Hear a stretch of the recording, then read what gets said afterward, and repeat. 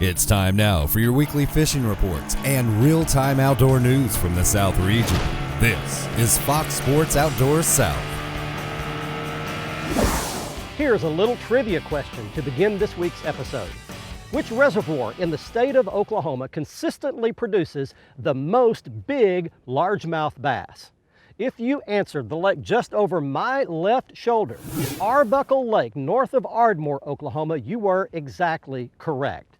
This lake, year in and year out, produces some giant largemouth bass. In fact, it produced the heaviest 5-bass tournament stringer ever recorded in Oklahoma history just this past spring. I'll show you a picture and tell you about that a little bit later. Now, when you fish on Arbuckle, you always need to have one of these handy because you could hook into the biggest bass you'll ever see in your entire life. Now, I've never personally caught a big one on Arbuckle, and I've been here quite a bit. But who knows, today could be different. While I'm out trying to do that, touring the lake with you, we're going to take you around the region for your very latest fishing reports from our team of insider reporters with reports on your favorite lakes, rivers, and bays. So right now, let's get things started by taking you back to the FSN studios with your weekend planner. The Salooner tables are providing a poor outlook for your weekend fishing trip. The best chances for game fish activity will take place around daybreak and dusk on both Saturday and Sunday. The sun will rise at 6:02 and set at 8:34. And look for the moon to be 68% visible in the evenings.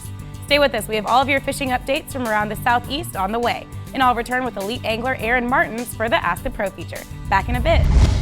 Fox Sports Outdoors is brought to you by Academy Sports and Outdoors. Right stuff, low price, every day. By Mercury Marine, celebrating 75 years of marine excellence. By Stren Fishing Lines, the standard of dependability. And by Tracker Boats. It's more than just a boat, it's a tracker.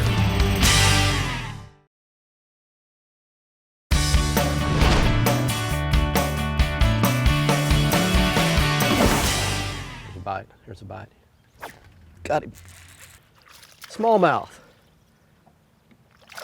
All right. There's the bonus fish for Arbuckle Lake right there. Welcome back, everybody. There's a smallmouth bass for you. Real light colored one. This fish is relating to rocks, and of course their pigment adapts to whatever they're around. A lot of times in the summer when hydrilla grass is growing in this lake, these fish will get really dark. I caught one, a nice one last summer that was a really dark colored fish. That one is a light colored fish. You've got a mixture of a lot of different kinds of cover here. First of all, you've got a lot of deep, big boulder rocks. Those are really good. They fall off in deep water and you can catch a lot of fish around them in the summertime when the fish pull off deep. Then you've got a lot of little gravel, pea gravel type banks, little small gravel points that come out, gravel shoals. Those are good for the smallmouth as well. Then you have some hardwood, some standing timber back in all three of the back ends of the main feeder creeks that feed the lake.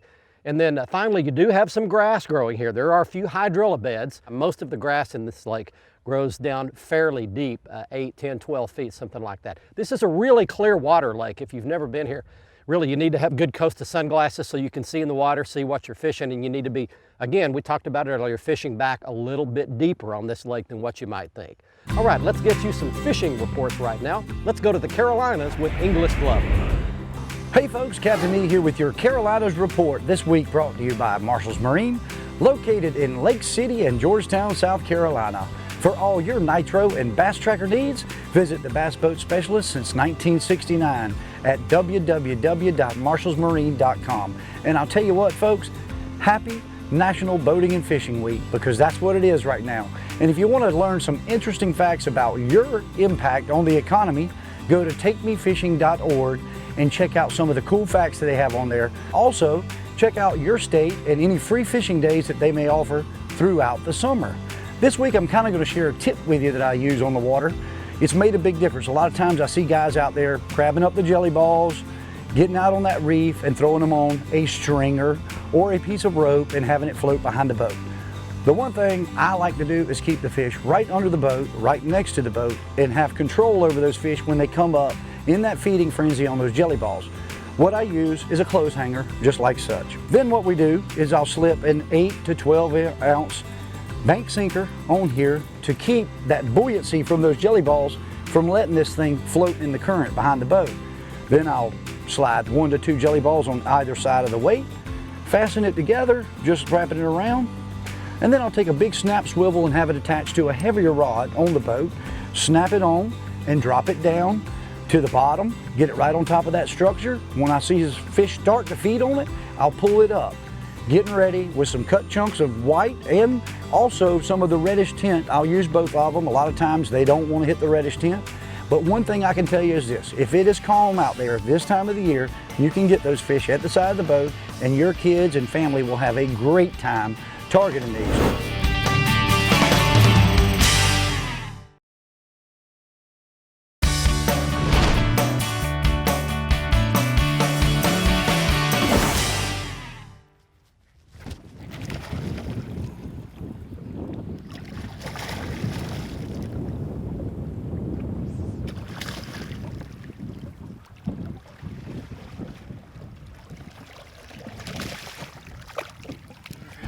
That one.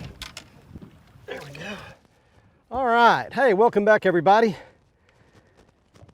We're on Arbuckle Lake today in the Arbuckle Mountains of central Oklahoma, just north of Ardmore. That one hit a Hoo Daddy, Gene LaRue Hoo Daddy right there. Real brightly colored pigment down its sides. Let that one go back.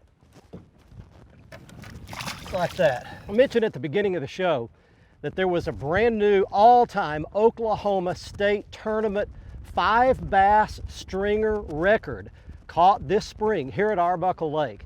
In a tournament, 5 bass that weighed 42 pounds. Now, I'm not a real math expert, but I can figure out that's about 5 8-pounders. When you come to this lake, if you want to just catch some fish, you can fish up in this 5 to 8 feet of water, something like that. But many of those big ones, those 8 to 11 pound bass that are really common on this lake, come late spring, going into summertime, setting up on deep water humps and ridges, and then on a lot of these rock bluffs. Now look up here in front of me, I'll show you this. You can see right here these rock kind of cliffs, these bluffy looking rocks. That drops off real deep right in there, and then it leads kind of back into a little mouth of a ditch here, and it's got some big huge boulders on the outside of it. That's the perfect kind of a spot that you want to be fishing if you want to catch one of these bigger ones. Don't throw at the shoreline. You have to resist the urge to be a bank fisherman if you want to catch a big one at Arbuckle. Fishing 12 to 20 feet of water is where most of those bigger fish come from. Let's check in with Bob McNally with your Mississippi, Alabama, and Georgia saltwater fishing report, followed by Jimmy Jacobs and freshwater in those same states. Hi everyone, welcome to Fox Sports Outdoors Coastal Fishing Report. This part of the show is brought to you by Egret Baits, makers of the new Voodoo Shrimp. That Voodoo Shrimp is so realistic, every time I see one I want to dip it in cocktail sauce and take a bite out of it. Well, warm summer weather has really kicked fishing into gear. Bait schools are really plentiful, and the water is warming up, and all kinds of fish all over the coastal south are really turning on. Over in coastal Georgia, I was talking to Captain Brad Stewart up on Tybee Island near Savannah, and he tells me the pier fishermen up there are catching lots of sharks, whiting, flounder, trout, and drum. In the Savannah River, Brad says they're catching flounder to 3 pounds. That's the lower Savannah River. And also in Wassaw Sound. The last of the falling tide has been best. Ossabaw Sound, Georgia has been good for trout. And offshore out of Savannah, Tybee Island, he says that cobia to 52 pounds he's weighed in recent days, and they're also catching sharks, triggerfish, and black sea bass. Over in Alabama, my good friend Captain Kevin Olmsted and his wife Jen went out for a day of lower Mobile Bay fishing. That water's clearing up every day that there's no rain. And he says they had a really good day on trout, catching 2 to 3 pound fish around some of the lower Mobile Bay oil rigs on that shell bottom in about 10 to 12 feet of water. And he's catching those fish on a split shot and just a bare shrimp. And again, over in Mississippi, I talked to my son Eric and his buddy Ivan Strahan. They caught a bunch of inshore flounder the other day. They had 25 fish up to 3 pounds, just fishing 1 to 3 feet of water in the bayfront area, and fishing split shot with a small hook and a strip of mullet on it. And remember, the Mississippi Gulf Coast Billfish Classic is in Biloxi from June 2 to 8. And they're after billfish, and there's $1 million at stake. Brought to you by the Old 96 District, South Carolina's real freshwater coast. Lakes Greenwood, Russell, and Thurman offer outdoor adventures and angling action. For fun family weekends or vacations, visit the historic Old 96 District. We're just past the Memorial Day weekend, which marks the traditional start of the summer season. The kids are getting out of school, and this coincides with some of the best fishing of the entire year. Late spring and early summer are great times to be on the water. The weather's not yet sweltering, and it's perfect for family fishing outings. Now, small ponds are ideal for these family fishing ventures. They're tiny enough that you can manageably find some fish in these ponds, and yet there are some big fish in these waters as well. The tackle can be as simple as cane poles, or you can go to more advanced spinning gear. Just tailor your baits and your tactics to the fish that you're targeting. The biggest problem most families have is finding access to a pond. Fortunately, Alabama, Georgia, and Mississippi all have some very good, smaller, state-managed public fishing ponds. These intensively managed waters produce a lot of fish. The areas have restrooms, playgrounds, and other amenities, and they're safe, clean environments for a family adventure. Largemouth bass, brim, crappie, hybrid bass, channel catfish are all present in most of these lakes. In Alabama, the state public fishing lake system has 23 ponds that are spread across 20 counties, and they have a total of 1,912 acres of water. The Mississippi State Fishing Lakes program has 18 ponds that cover 4,004 acres of water. In Georgia, there are 10 public fishing areas that have 108 ponds, and these cover 2,220 acres of water. And all of these should be fishing well right now. Fox Sports Outdoors is brought to you by Costa Sunglasses. See what's out there. By Luz, setting a new standard in fishing performance. Feel the difference. By Strike King Lures, #1 in fishing. By Lowrance Electronics. Find, navigate, dominate.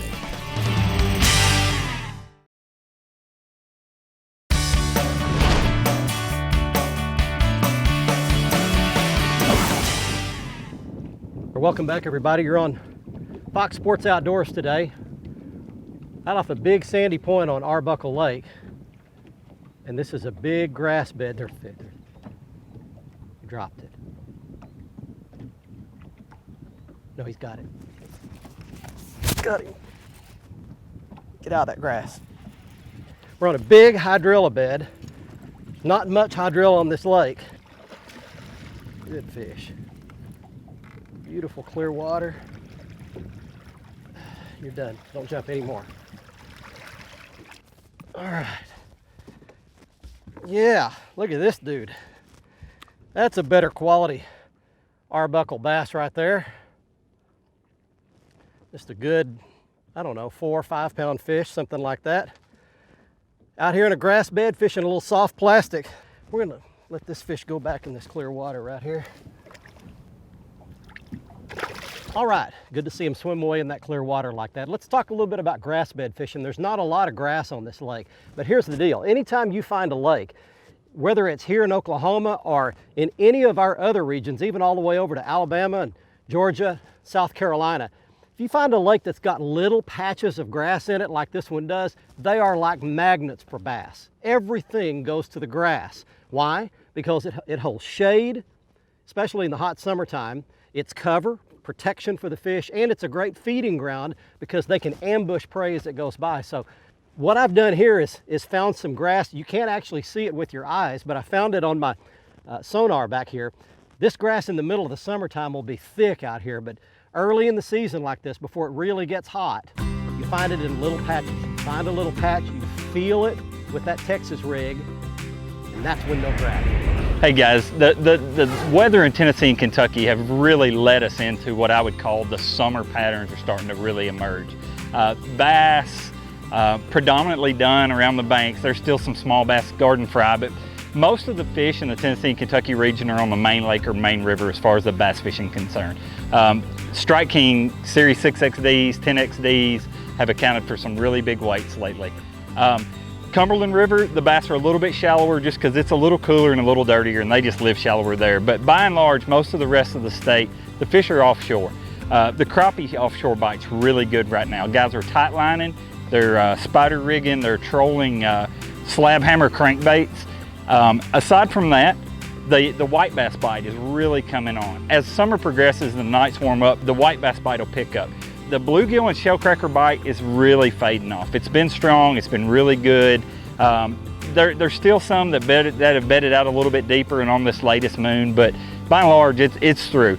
Catfishing's pretty steady. I'm hearing reports from the eastern side of the state of Tennessee on the Tennessee River of some big stripers being caught below the dams when they're generating current. But above all, it's the fishing across this region, they're really settling into summertime. Night fishing's fixing to get started for bass, and it's really good. It's what you would expect them to be doing right now. It's like they finally caught up with the weather. But anyway, listen, be safe on the water. God bless you, have a good time, and we'll see you in Tennessee and Kentucky.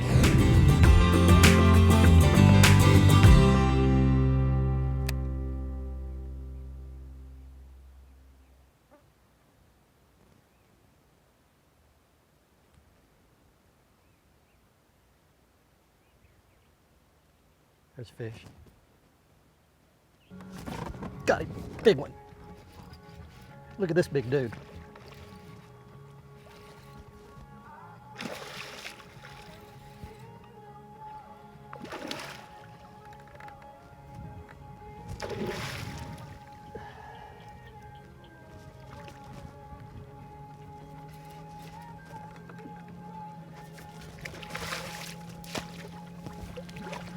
Oh man, look at this.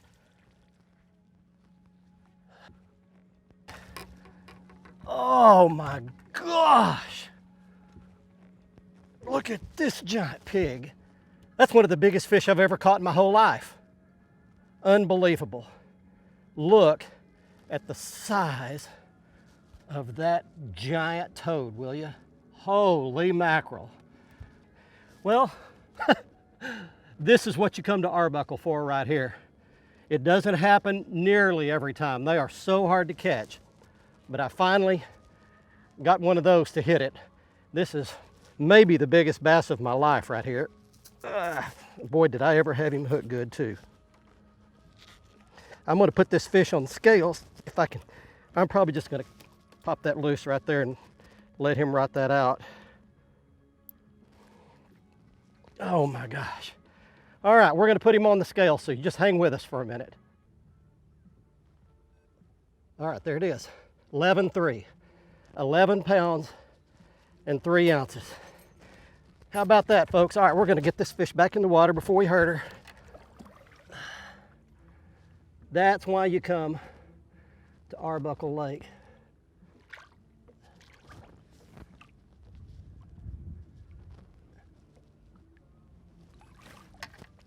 Okay, I'll tell you, my heart's pounding, and I'm gonna go back here and take a couple of Valium and a heart pill and some aspirin and some ibuprofen, and I'm gonna lay down in my seats for a minute.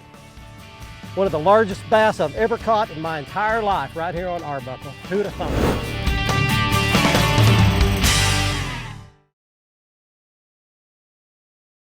Fox Sports Outdoors is brought to you by Exide AGM Marine Batteries. Starts like new, stays like new longer.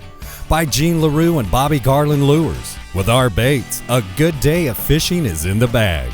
By Motor Guide, trolling motors engineered for anglers. And by Nitro Performance Fishing Boats. Welcome to the big leagues. Welcome back, everyone. It's time for the Ask the Pro feature where viewers can get expert tips from professional anglers. This week's question comes from Ronnie, who wonders, what is the best rod, reel, and line size for fishing a drop shot? For the answer, we checked with 2004 Bassmaster Angler of the Year, Aaron Martin. Really good basic drop shot rod would be like at 6'10" to about 7 foot, medium light action. You want something a little bit of tip, it's important. Paired up with 8-pound, I use 8-pound Sniper Sunline, and I like a high-speed spinning reels. They make spinning reels in different gear ratios, so pay attention to that, and you'll see anywhere from 4.7 to even 6 6.0 now. And I like the faster ones, and you know, that's about it. I drop shot, I mean, I drop shot on 3 or 4 different rods, and I go all the way from to flipping stick. Thanks, Aaron. If you want help from one of the pros, go to our website and follow the Ask the Pro link to submit your question. Now let's see who wins a new pair of sunglasses on the Costa Catch of the Week. This week's winner in the Costa Catch of the Week contest is Mitchell Webb of Thomaston, Georgia, showing off a 9-pound largemouth bass he caught at West Point Lake in Georgia. That bass was released alive. If you'd like to enter our Costa Catch of the Week contest, go to our website at foxsportsoutdoors.com. Right-hand side of the front page, click on the Costa Catch of the Week area, follow the instructions to enter the contest and send in your big fish photo. The winner each week wins a brand new pair of Costa sunglasses, and you can see all of the Costa frame and lens styles. The Costa website, again, go back to the front page of our website at foxsportsoutdoors.com. Click on the Costa logo. You can see all of their frame and lens styles, like the ones I was wearing on this week's show called Rockport. Next up on the Academy Sports and Outdoors Right Stuff feature, let's talk about maybe the most important but least talked about piece of gear on your entire boat. It's your batteries. If you haven't moved to the new AGM batteries by Exide yet, you're missing out. They do everything better. They charge in a shorter amount of time. They stay charged longer. They're sealed. They're maintenance free, so you can mount them upright or on their side, any angle. They absolutely are the best battery ever produced, and they come in both a starting battery and a dual purpose that will both start your engine and run your trolling motor. You can see all of these at your local retailer, including your local Academy Sports and Outdoors stores. I shared with our viewing audience about 3 years ago the beginning of my journey to better health. I started exercising more, eating better, and I've since lost about 30 pounds and managed to keep it off. But one of the things I learned early on was that you can't exercise enough to eat whatever you want to eat. You can't exercise away bad food habits. And so I've learned that you have to burn more calories than you take in. And one of the things that's helped me do that is a little app for your phone or your mobile device called MyFitnessPal. It's easily available at the Google Play Store for Android or at the App Store for iPhone or an Apple device. And it just simply helps you track the foods you eat during the day, tells you how many calories you're taking in, and it helps you keep track of your exercise as well and how many calories you burn. You might want to check that out if you'd like to begin your better health journey. Hey, I hope you've enjoyed our trip today to Arbuckle Lake in South Central Oklahoma, and I hope you enjoyed my 11-pound, 3-ounce bass as much as I enjoyed catching it. Hey, don't forget to join us on next week's episode. We'll be on Thursday evening at 6 p.m., the repeat airing Sunday at 8 o'clock in the morning. And if those times ever change, you can always see the latest changes on the front page of our website at foxsportsoutdoors.com. From Arbuckle Lake in Oklahoma, until next week, I'm Barry Stokes. Be safe, have fun. Bye-bye, y'all.